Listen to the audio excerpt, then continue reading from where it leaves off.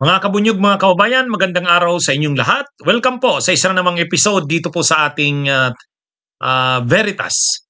Ang Veritas po ay bago kong YouTube channel. Mayroon nun po itong counterpart na Facebook or Meta page. Papanood niyo po ako ngayon live dito po sa mga social media platforms ko nito. Dito po sa Veritas, pumipili po ako ng isang topic na sa tingin ko magandang pag-usapan natin. Hindi ko pa po ito nadidiscuss doon sa iba ko pong mga social media platforms. Dito po, gusto ko pag-usapan natin to dahil alam ko kapag sa mga talakayan nating tulad nito, importanteng bagay ito, malalaman natin ang katotohanan. At pag nalaman natin ang katotohanan, alam nating ang katotohanan ang magpapalaya sa ating bayan.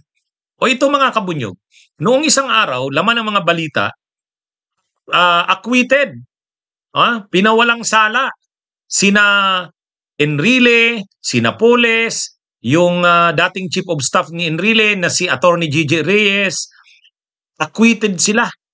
Walang sala, di umano, ayon sa Sandigan Bayan. Kaugnay ito doon sa anomalya sa PDAF. Nung kasing mga panahon, legal pa ang PDAF.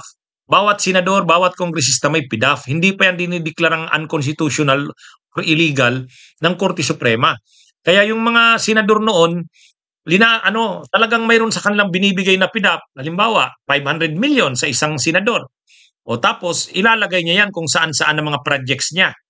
O, si Enrile, yung PDAF niya, linagay niya sa mga livelihood, mga NGOs ni Napoles. Kaya lang, ang nangyari, ito palang kay Napoles na ito ng mga NGOs, mga people's organizations, kunwari bibigyan ng livelihood projects, mga mga ghost, bogus na mga NGOs. Yan yung racket or yan yung modus ng mga PDAF nila Enrile, nila Revilla, nila Jinggoy Estrada. O ngayon, alam naman natin si Revilla din. Si Revilla na-acquit din. Si Jinggoy na-acquit din. Lahat sila na-acquit. Ngayon na naman si Enrile. Anong dito? Anong hindi magandang ibubunga nito? Ang hindi magandang ibubunga nito ng mga acquittal na ito, napakatindi ng katiwalian na nakikita natin ngayon sa ating bansa. Garapalan at mas lalong tumindi, lumaki yung magnitude, yung laki ng pondong pinag-uusapan ngayon. Matindi pa kaysa nung PDAF scam nitong panahon nila Enrile.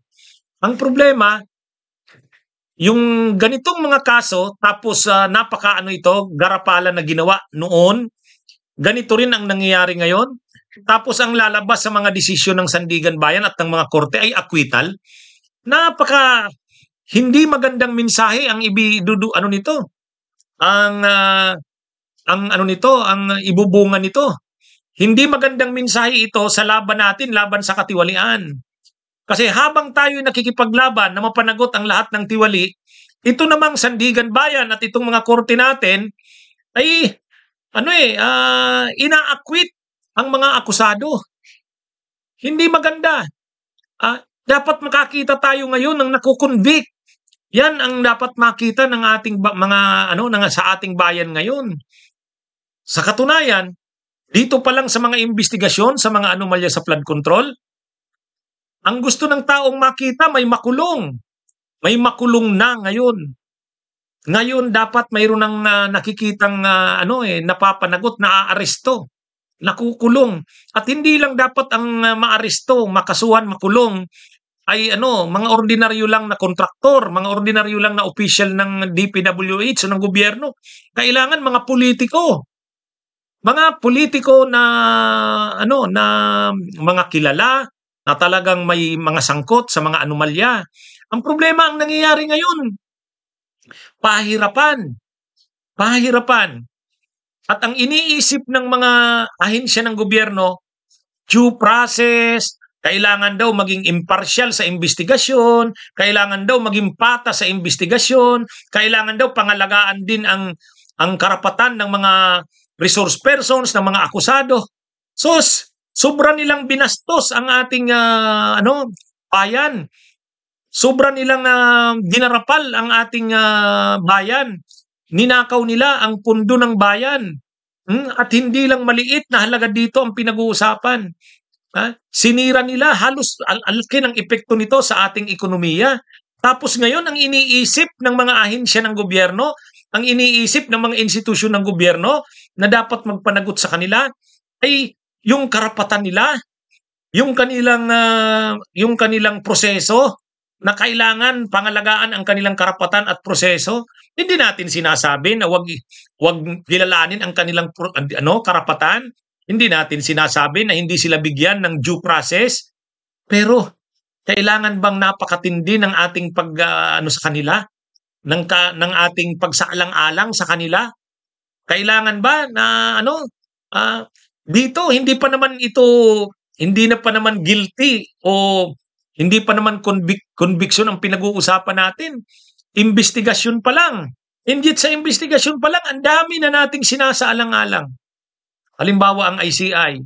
Kailangan naman nating isang alang-alang na wag naman mapahiya ang mga resource persons. Kasi ganun din yung sinabi ni Martires. Imagine niyo yung sinabi ni Martires. Bakit hindi niya inilabas yung pag-reverse niya ng desisyon sa dismissal ni Villanueva? Kawawa naman daw kasi yung tao. May dignidad din ito. Sus! Nasasangkot sila sa mga anomalya. Mayroong probable cause. Mayroong ebidensya. Kailangan na lang i-present sila sa korte at managot sila doon. Bahala na ang korte kung anong tingin. Tapos sasabihin nila, hindi nila linalabas yung ganitong mga desisyon ng korte ay ng ombudsman dahil baka naman daw masira yung pagkatao ng tao, yung dignidad ng tao. Sus naman! Ang iniisip nila, dignidad ng mga akusadong ito. Ang iniisip nila, yung due process, yung pagiging fair, patas sa mga ito.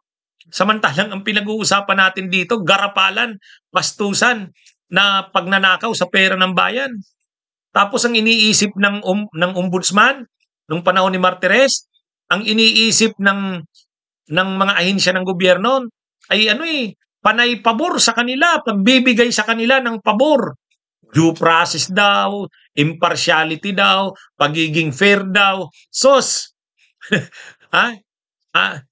Kaya natin nawawala ang tiwala ng mga tao sa mga institusyon ng gobyerno.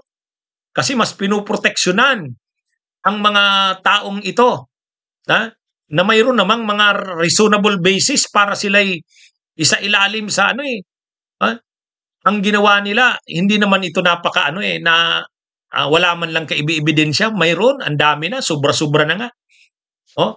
Tulad ngayon ang mga balita. Tingnan nyo naman ang balita. Saldico, posibleng kasuhan. Posibleng kasuhan? Sa dami ng ebidensya, hindi pa kayo nakakasigurado kung kakasuhan. Anong nangyayari? At ito na nga, yung acquittal ni na Enrile, ano na naman ang resulta nito na ibubunga? Nagpapahina ito ng tao, tiwala sa gobyerno. Lalo na sa criminal justice system natin. Grabe ang ginawa nila Enrile, ginawa nila Jinggoy, nila Revilla. Napakalinaw naman na talagang may pera talagang pumasok sa kanilang mga accounts. Kay Jinggoy, kay Revilla, may perang pumasok sa account niya. Ang sinasabi niya lang naman, wala daw siyang alam kung saan galing yung pera na yun. Yung perma niya daw, piniki. Pwede ba yun? Kahit si Villanueva, anong sabi ni Martires, kaya niya reverse yung dismissal ni Villanueva. Piniki daw kasi yung perma ni Villanueva. Sus naman, ang dali lang magsabing piniki. Ang dali lang magsabi ng piniki. Mga kabunyog, mga kabayan, nakakalungkot ito. Habang ang taong bayan ay nananawagan na mapanagot ang mga sangkot, ang nakikita naman natin ang mga korte, acquittal. Ano ba yan? Tapos yung mga institusyon ng gobyerno, napaka-considerate yun. Nila, ang iniisip nila, due process, pagiging fair, pagiging impartial sa mga akusado. Mas pinapangalagaan pa nila yung interest nitong mga akusadong ito. Anong nangyayari sa atin? Ay di ba mas dapat proteksyonan natin ang interest ng bayan, ang pera ng bayan? Tulad ng ombudsman. Ano bang ombudsman? Protector ka ba ng mga korap? Protector ka ng pera ng bayan?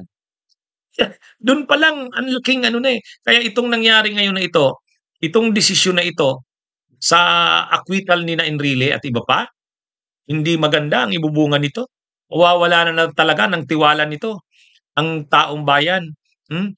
Nawawalan na ng tiwala dahil ang tagal-tagal wala pang nakakasuhan, wala pang naaresto, wala pang nakukulong. At ito namang mga korte na may nililitis ng mga kaso ng mga plunder, ano, ina-acquit naman ang mga akusado. Ay, grabe. Talagang inaano niya na, sinasagad niyo na ang pasensya ng taong bayan. Gusto niyo na talagang mawala ang tiwala ng taong bayan sa lahat na halos ng institusyon ng ating bayan. Grabe. Yan ang hindi magandang ibubunga sa ginagawa ninyong yan. Tingnan niyo yung ginawa ng Korte Suprema. Sa halip na isulong yung ano, pag-impeach kay Sara, anong ginawa ng Korte Suprema? Hmm? Unconstitutional daw, mali daw yung ginawa sa impeachment ni Sara. Hmm? Ano naman ang ginawa ng Senado ni Chis Escudero? Sa halip na simulan forthwith yung trial, hindi. Oh, inarchive na nila ngayon. Wala na. Talagang lahat ng ito na mga nangyayari, inaalis nyo ang tiwala ng tao sa lahat na halos ng institusyon ng ating lipunan. At hindi maganda yan.